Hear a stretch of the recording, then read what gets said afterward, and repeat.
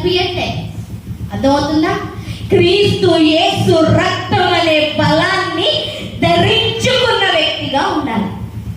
మళ్ళీ చెప్తున్నా, ఈ సంవత్సరం నీ ప్రేమ ఆయన పైన పెరగాలి.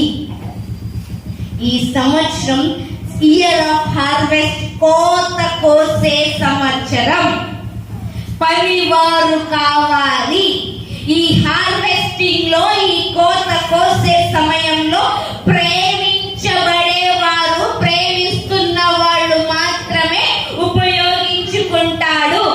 ప్రేమ లేకుండా ఏమి చేసినా వ్యర్థం.